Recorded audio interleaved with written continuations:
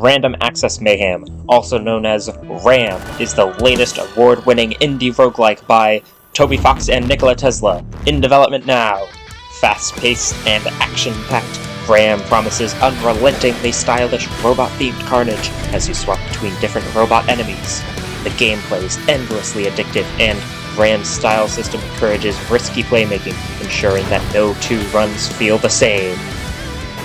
But we're not here to talk about RAM's gameplay. We're here to talk about the lore and, more importantly, the game's elusive narrator. RAM's narrator is, undeniably, a diegetic character in the game. They speak directly to the Golem agent during the tutorial and in the new dialogue added to the Soul of the Machine in the most recent major update.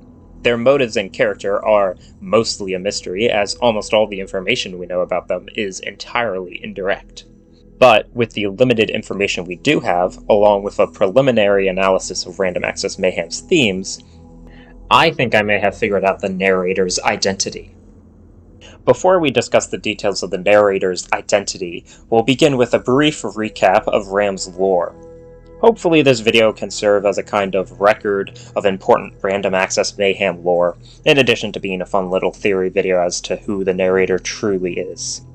Now, without further ado, who is RAM's narrator?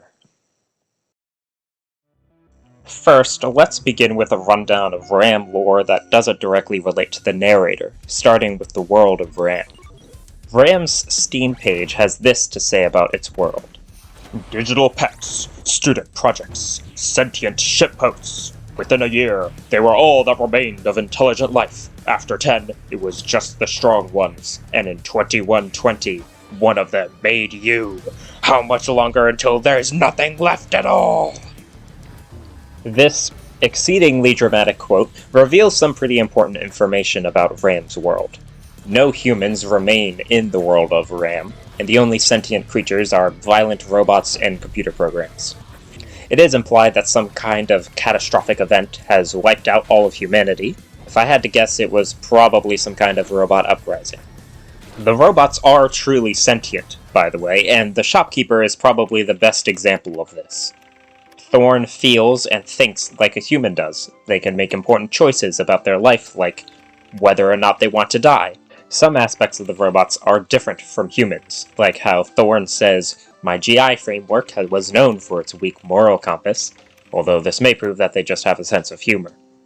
Speaking of Thorn, let's catalog all of the important characters that we know of in RAM. There is the Golem agent and the narrator, two characters that I will talk more about later. There is also the aforementioned Thorn, the shopkeeper in the server maintenance room.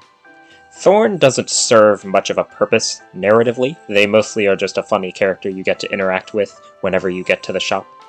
But the dialogue they have in their first few encounters has some important information about the Golem agent, which I'll cover later. Next is Indigo, which appears to be the real name of the Colossal Pounding Unit, or CPU for short. Indigo is a unique case in that all of their dialogue in the Soul of the Machine is actually spoken by the narrator role-playing as them. Therefore, we can't be entirely certain that their dialogue is what they would actually say. The next character, named by the narrator LARPing as Indigo, is Ira. We know next to nothing about Ira other than the fact that the Golem agent will probably meet them in the future. The narrator also seems to know a bit more about Ira too, but we never hear any of it, so that's all we have to go off of. The next character is the unnamed creator of the Golem agent. Almost nothing is known about this character other than the fact that they unsuccessfully attempted to prevent the Golem agent from developing their swap and trickshot features. Additionally, the Steam page for RAM does specify that the creator of the Golem agent is one person, rather than a group of people, and that they created the Golem agent in the year 2120. However, since we don't have any other dates for anything that happens in the game, that isn't really a meaningful data point. There are also each of the generic robot types, your steel-toes, routers, aphids, deadlifts, etc., etc. Although they don't have much narrative weight behind them, they do prove that there can be multiple of each type of robot. Whether or not that means they are each individuals or some kind of hive mind is unclear, But with the way that the Golem agent is described by Thorn and Indigo, it seems to imply that they are each unique individuals that all share a same sort of disposition. Additionally, the first level of the game takes place in a power plant embedded on a mountain, which is the primary location of the demo. The workers of this power plant reside in the hub area, which hasn't been released yet. Alright, still with me? Now, with the context of Ram's world, we can begin to talk about the Golem agent. The Golem agent is a fairly simple character. They exist as a force of chaos. Their sole prerogative is to create carnage in ridiculously stylish ways, and their only purpose is to make that fitness number go up. The Golem agent's purpose also appears to be common knowledge to the other characters. The narrator and Thorn both know about the Golem agent's focus on violence and their desire for doing flagrantly stupid trick shots. This knowledge is not out of place for the narrator, as we'll discuss later, but Thorn knowing that much about the Golem agent is actually a rather interesting detail, as it implies that important information about the Golem agent is common knowledge among the robots. Thorn even says they'll help you set up a trick shot or something. However, Golem agents don't seem to be known for much beyond killing, as described in the Soul of the Machine, when the CPU calls them dumb, bestial things. Additionally, it seems that the Golem agent isn't a unique creature and that there are multiple of them. Thorn wonders if the Golem agent that they encounter is the same one as the last time, and Indigo's descriptions of Golem agents refers to them as a group. That's right, that means that there could be more of these indiscriminate murder robots relentlessly killing anything in their path. I'm sure that won't be important in the future, though. Next, let's talk about the circumstances around the Golem agent's creation. We don't know much, but there are a few things we can piece together from the Steam store page and the tutorial dialogue. Firstly, the Golem agent was created by a sentient robot in the year 2120 after the eradication of humanity. Beyond that, we know that the Golem agent was not initially created with the swapping and trickshot systems in mind. In fact, the narrator says that the Golem agent's creator tried everything they could think of to safeguard against swapping and trickshots. Beyond that, it does seem that the Golem agent was designed for the purpose of perpetuating eternal carnage and murder, and the fitness score by itself was intentionally implemented into the Golem agent. I'd imagine that the creator intended for the Golem agent to simply be rewarded and upgraded for defeating enemies, but the Golem agent, in their pursuit of achieving a higher fitness score, developed the swap bar and trick shots in order to get more fitness. The last detail about the Golem agent's creation regards how the narrator found them. According to the narrator, the Golem agent was in a bad shape when they were found, and they had to reformat much of their memory. It's possible that the Golem agent had been let loose in the past, but was damaged somehow before the narrator found them. This shows that we don't know a whole lot about the Golem agent's history at this point, but we can speculate a bit about how the narrator found them, and what they did to them. Speaking of the narrator, finally, the moment you've all been waiting for is at hand! At last, I can begin the discussion about the narrator! The narrator is the character with the most dialogue in RAM, and while we have a bit more to go off with them, there is still a lot we don't know. We'll start with an overview of the information we do know for certain, then work our way to the more dubious information. Firstly, and most obviously, the narrator intends to use the Golem agent for some unknown purpose. Given what the Golem agent is capable of, it's likely that the narrator wants to cause some sort of mayhem, perhaps of the randomly accessed variety. So it's probably not for altruistic reasons. Interestingly, the narrator refers to their mysterious goal as our objective in the Soul of the Machine, which could imply that their goal also serves to help the Golem agent, although it might just be a figure of speech that I'm reading too much into. Additionally, the narrator goes to great lengths in the tutorial to make sure that the Golem agent is fully functional and capable of using all of its features, like the swapping and trickshot features. They even go so far as to say that they would have deleted the Golem agent if they could bypass the fitness requirement for upgrades, which, at first glance, seems like an odd choice if you want an unstoppable killing machine. Why not allow the Golem Agent to bypass any limitations to its killing ability, even if they are unintentional bugs? It appears that the narrator possibly doesn't want the Golem Agent solely for their ability to efficiently kill things, but for what it is uniquely capable of. This leads into my next point, which is that the narrator is very familiar with the mechanics of the Golem Agent. While I explained before that the role of the Golem Agent appears to be common knowledge, as Thorn shows an understanding of the trickshot system, the narrator seems to have an even greater set of knowledge about the functions of not only the Golem Agent, but all bot types. They are the ones to set up the individual bot tutorials, and they explain all of the Golem Agent mechanics during the main tutorial. Additionally, as described before, the Golem Agent was in a bad shape when the narrator found them, which implies that the narrator had to rebuild or reprogram them. The narrator's knowledge about the different bot types may be limited, however, as their only insight into the CPU is unrelated role-playing. Given the narrator's extensive knowledge of the Golem Agent, you might be thinking that the narrator could be the Golem Agent's creator. After all, they did reconfigure them after presumably being heavily damaged, and being their creator would explain why they know so much about the Golem Agent.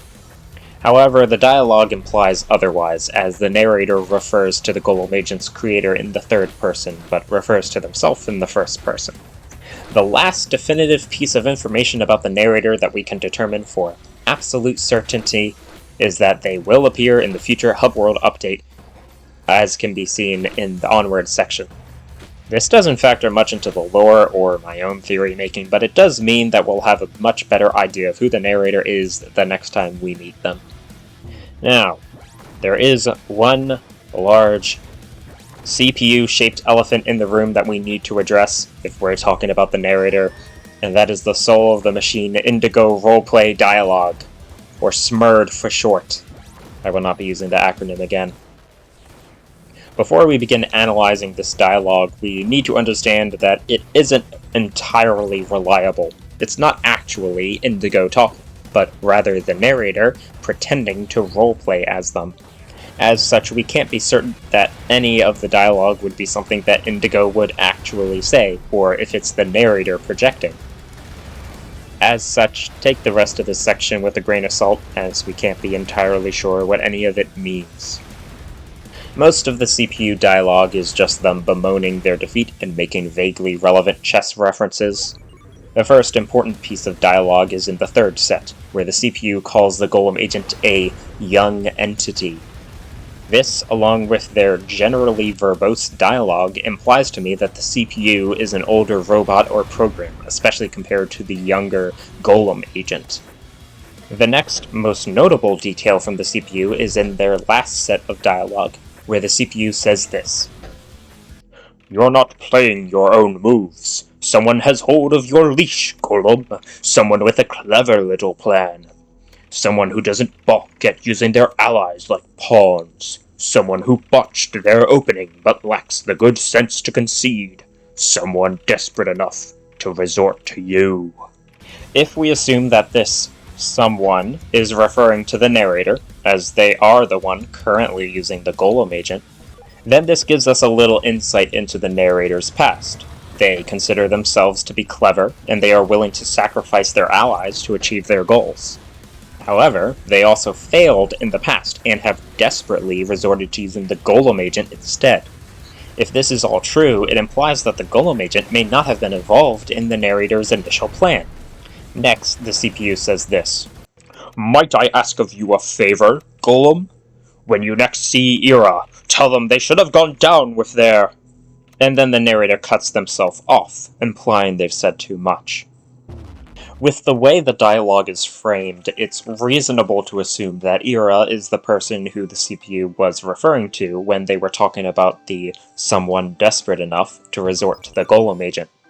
As such, a popular theory is that the narrator is in fact Ira, and they got carried away with their roleplay and accidentally revealed their own name to the Golem Agent. I think this theory holds a lot of weight, however, I do not believe it to be true. I should preface this by saying that we are in full speculation mode. Pretty much everything from here on out is just theory and not necessarily hard fact. I do think that Ira is the person that the narrator, role-playing as Indigo, was referring to, but the narrator is not Ira. Instead, Ira is the original creator of the Golem Agent, and given the fact that the CPU is likely much older than the Golem Agent, I think the CPU would have been around when the Golem Agent was initially created. As such, Indigo was aware of how Ira used the Golem Agent in the past, but the Golem Agent was injured and the narrator later recovered them for their own uses. This theory is, again, rather speculatory, and the main reason why I'm bringing it up is because the Ira equals narrator theory simply isn't compatible with my own narrator theory, so this mostly just serves as a possible explanation for the CPU's dialogue that fits into my own theory. But again, it's difficult to determine what exactly is going on with the CPU dialogue. Alright, after all that talk about lore, are you ready for my amazing, perfectly crafted theory on who the narrator truly is? Well, I won't keep you waiting any longer. The true identity of the narrator is none other than the Golem Agent! Wait, what? The Golem Agent? How is that possible? I hear you saying, astute viewer, and yes, at a first glance, it may not appear possible for the Golem Agent to be the same person as the narrator, and that is because they aren't the same person. The narrator is a different Golem Agent than the one that we play as in RAM. Allow me to explain. The Golem Agent is like a machine learning AI. It will keep trying over and over again to achieve the best possible result, learning from its past failures. In the Golem Agent's case, it desires to get the highest possible fitness score it can, which mirrors how actual machine learning algorithms work. My belief is that the narrator has already achieved the highest possible fitness rating that it can.